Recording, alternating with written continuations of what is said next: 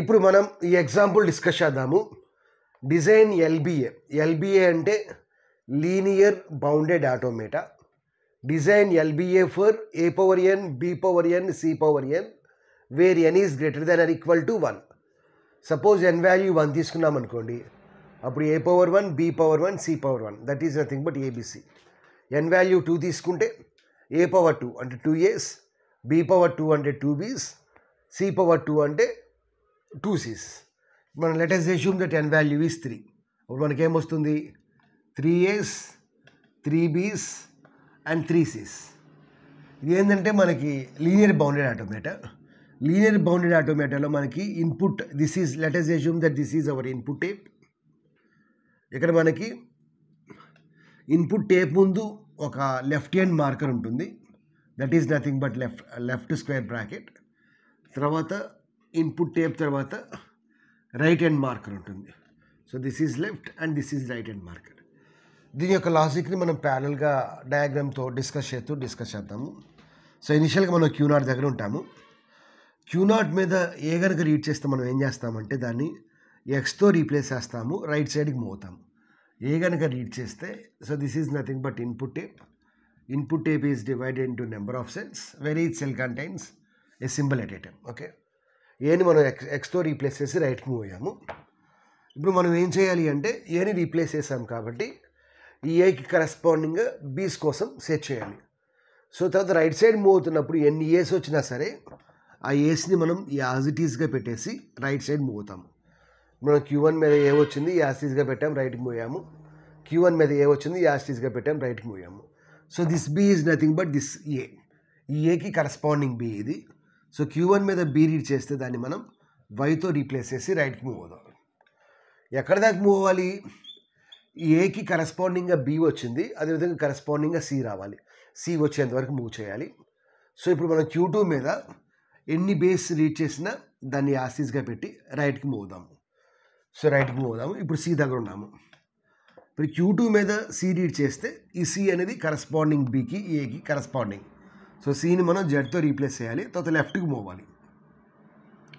So సిని జెడ్తో replace చేసాము, లెఫ్ట్కి మూవ్ అయ్యాము. Let us assume that our state is Q3. ఇప్పుడు మనం ఈ ఎక్స్ వచ్చేంత వరకు వెళ్ళాలి.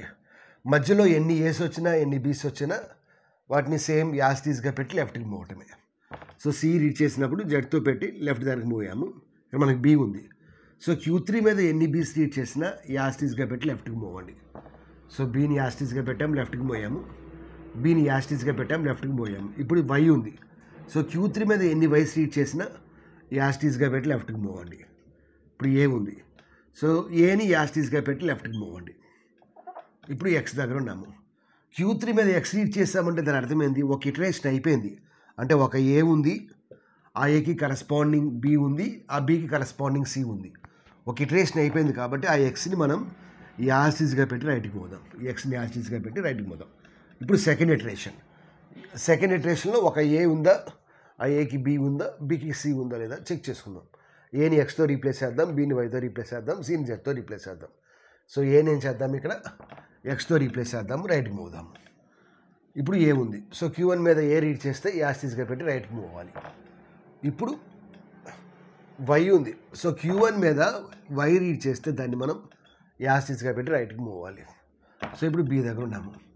సో Q1 మీద బీ రీడ్ చేస్తే బీని మనం వైతో రీప్లేస్ చేసి రైట్కి మూవ్ అవ్వాలి.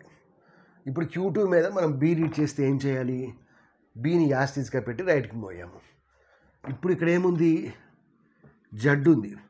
సో Q2 మీద మనం జడ్ రీడ్ చేస్తే ఏం చేయాలి, Q2 మీద మనం జడ్ రీడ్ చేస్తే దాన్ని యాస్టీస్గా పెట్టి లెఫ్ట్కి మూవ్ అవ్వాలి. ఇప్పుడు సి వచ్చింది. సిని మనం ఏం చేయాలి, జడ్తో రీప్లేస్ చేయాలి, లెఫ్ట్కి మూవ్ అయ్యాలి. ఇప్పుడు Q3 మీద జడ్ అనే ట్రాన్సిషన్ రాలా. సో Q3 మీద జడ్ రీడ్ చేస్తే ఏం చేయాలి, జడ్ని యాస్టీస్గా పెట్టి లెఫ్ట్కి మూవ్ అవ్వాలి.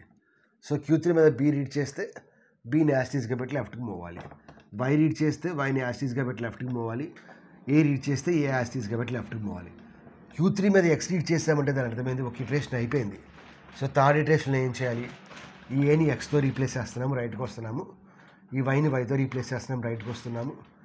ఈ బీని వైతో రీప్లేస్ చేస్తున్నాం, రైట్కి వెళ్తున్నాము. ఈ జెడ్ని నెక్స్ట్ ఈ జెడ్ వస్తే మనం ఏం చేస్తున్నాము, లెఫ్ట్కి మూవ్ అవుతున్నాము. ఓకే, ఈ సీని జెడ్తో రీప్లేస్ చేస్తాం, లెఫ్ట్కి మోయాము. ఇప్పుడు ఆ విధంగా లెఫ్ట్కి మూవ్ అవుతాము, ఇక్కడ దాకా వచ్చాము. ఇప్పుడు మనం Q0 మీద ఇక్కడ మనం Q3 మీద ఎప్పుడైతే ఎక్స్ రీడ్ చేసామో Q0 దగ్గరికి వచ్చాము. ఇప్పుడు మనం Q3 మీద ఈ ఎక్స్ రీడ్ చేస్తే ఈ ఎక్స్ని యాస్టీస్గా పెట్టి రైట్ సైడ్ మోయాము. సో ఇప్పుడు మనం ఇక్కడ మనకి ఎటువంటి ఏస్ లేవు. సో కాబట్టి ఓన్లీ వైస్ ఉన్నాయో జెడ్స్ ఉన్నాయో చెక్ చేయాలి. ఇక్కడ మనకి 3 వైస్ ఉన్నాయి. సో Q0 మీద సింగిల్ వై కనుక రీడ్ చేస్తే యాస్టీస్గా పెట్టి రైట్ సైడ్ మూవ్ అండి. ఈ వైని యాస్టీస్గా పెట్టి రైట్ సైడ్ మోయాము. Q3 వరకు అయిపోయింది. నెక్స్ట్ Q4 మీద ఎన్ని వైస్ రీడ్ చేసినా యాస్టీస్గా పెట్టి రైట్ సైడ్ మూవ్ అవ్వాలి. నెక్స్ట్ ఇక్కడ 3 జెడ్స్ ఉన్నాయి. సో Q4 మీద జెడ్ రీడ్ చేస్తే యాస్టీస్గా పెట్టి రైట్ సైడ్ మోయాము. నెక్స్ట్ ఇక్కడ 2 జెడ్స్ ఉన్నాయి. నెక్స్ట్ Q5 మీద ఎన్ని జెడ్స్ ఉన్నా యాస్టీస్గా పెట్టి రైట్ సైడ్ మూవ్ అవుదాము. లాస్ట్లో మనకి రైట్ హ్యాండ్ మార్కర్ ఉంది. సో Q5 మీద రైట్ హ్యాండ్ మార్కర్ రీడ్ చేస్తే దాన్ని యాస్టీస్గా పెట్టి ఏదో రైట్ కానీ లెఫ్ట్ కానీ మూవ్ అవుదాము. So Q6 is nothing but our final state. So ఈ విధంగా మనం లీనియర్ బౌండెడ్ ఆటోమేటాని డిజైన్ చేస్తాము. సో లీనియర్ బౌండెడ్ ఆటోమేటాకి ఇక్కడ ట్యూరింగ్ మిషన్కి ప్రాబ్లంలో ఓన్లీ ఒక డిఫరెన్సే ఉంది. ఆ డిఫరెన్స్ ఏంటంటే ట్యూరింగ్ మిషన్లో మనకి ముందు చివర బ్లాంక్ సింబల్స్ ఉంటాయి. వేరియాస్ ఇక్కడ రైట్ హ్యాండ్ మార్కర్స్ ఉంటాయి, లెఫ్ట్ హ్యాండ్ రైట్ హ్యాండ్. ముందు అయితే లెఫ్ట్ హ్యాండ్ మార్కర్ ఉంటుంది, చివరిలో అయితే రైట్ హ్యాండ్ మార్కర్ ఉంటుంది. Except the difference remaining is same only. Please like the video, subscribe to the channel, as well as share the channel with your friends. Thanks for watching.